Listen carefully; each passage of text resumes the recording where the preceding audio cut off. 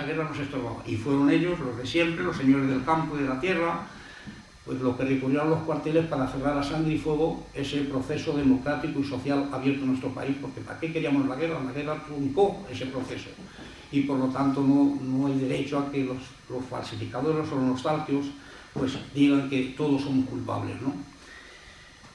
Una guerra que nosotros hubiéramos ganado 100 veces si hubiéramos tenido en cuenta solo la relación nacional de fuerzas, porque no todos los militares estaban de acuerdo con Franco. Y hubo generales que los tuvo que fusilar, como al general Cardenal Caridad Pita y a otros jefes militares importantes, ¿no? Si hubiéramos tenido en cuenta solo la relación nacional de fuerzas, esa guerra lo hubiéramos ganado nosotros siempre. Pero lo que nos fue desfavorable fue la relación internacional de fuerzas, con la participación de las fuerzas organizadas regulares del ejército nazi y del ejército italiano. Y eso fue lo que descabaló la balanza junto a la traición, hay que llamarlo así, que nos hicieron las democracias occidentales, que pensando que de esa manera iban a conformar a Hitler, se lavaron las manos y dejaron que Hitler y Mussolini entraran a saco en nuestro país. Por eso digo que sobre esto hay que hablar mucho y hay que escribir mucho, pero repito, hay que tener cuidado con los que falsifican la historia porque enturbian un poco la verdad y la memoria tiene que contribuir también a esclarecer esas cosas, ¿no?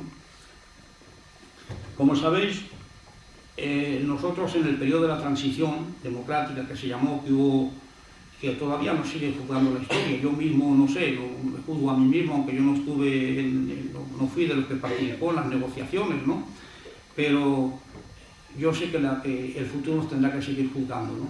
Y además que aquella transición se realizó en libertad vigilada, porque allí no hubo una ruptura, como pasó, por ejemplo, con la victoria de los aliados en Alemania e Italia.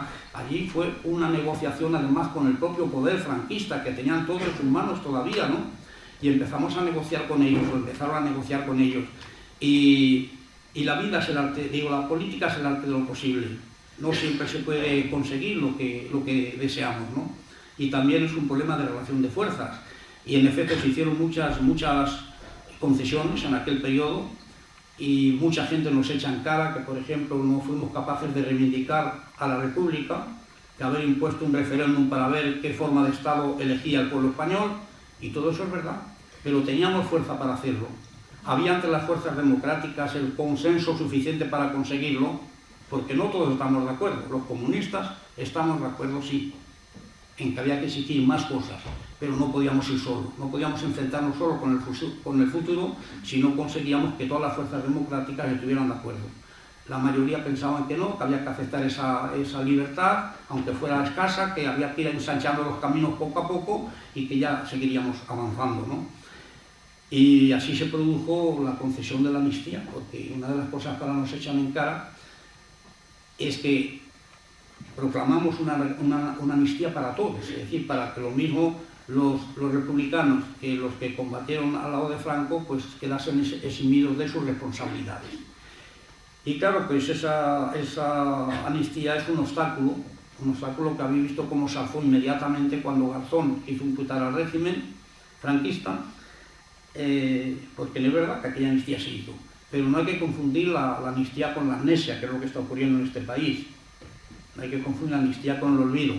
Y al mismo tiempo no hay que pensar que las cosas son eternas. Las cosas pueden cambiarse, puede cambiarse una constitución y pueden cambiarse muchas decisiones. Y ahora nos hemos encontrado con algo que es muy importante, y es que la Comisión de Derechos Humanos de las Naciones Unidas ha dicho que la amnistía que se produjo en el año 77 hay que anularla, que no es legítima esa idea porque se hizo en circunstancias muy excepcionales, en un terreno muy quebradizo y sin tener las garantías necesarias. Porque es verdad, en aquella época no solo no teníamos fuerza quizá para imponer otra cosa, sino que incluso el pueblo en general, para el pueblo en general, el dilema no estaba planteado entre la república y la monarquía.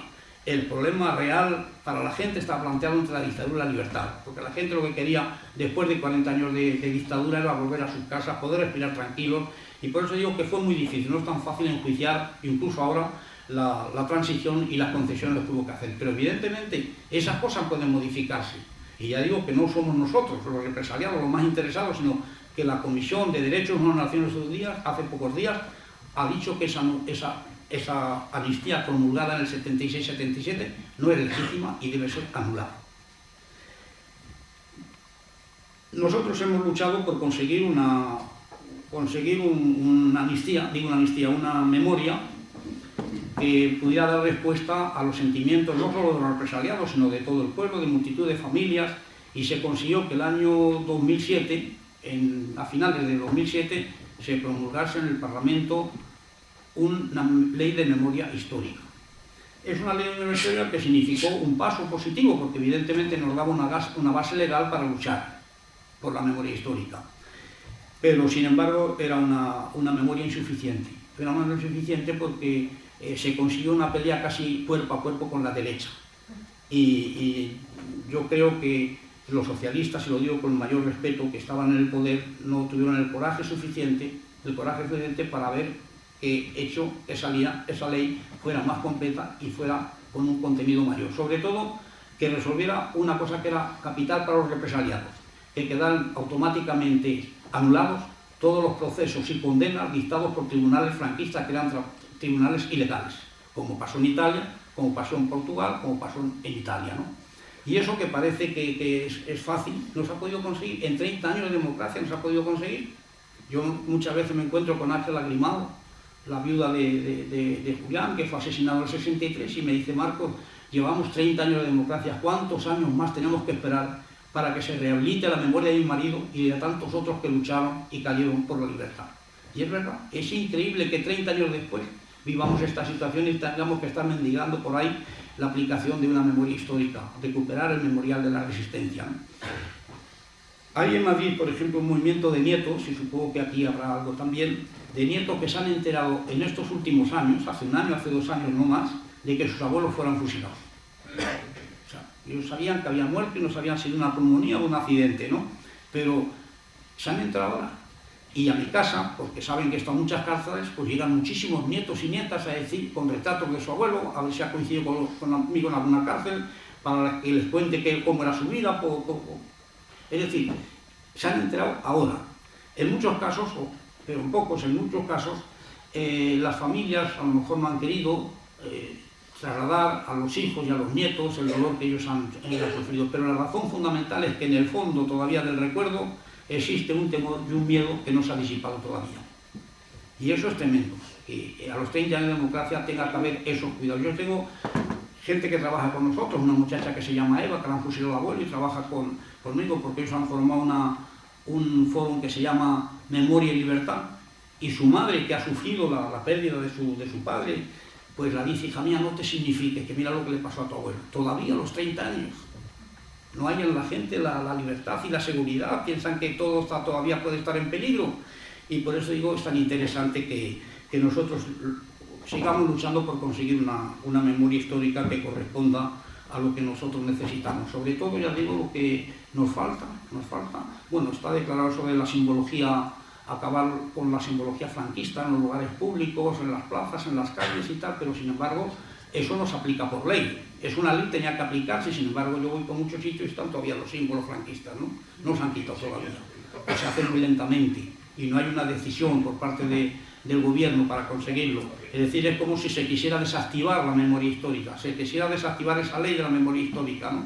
Y dejarla sin contenido. Y por eso ya eso cae en manos de los ciudadanos. Tenemos que ser nosotros los que luchemos por conseguir que esa memoria histórica se levante y se alce ante la historia.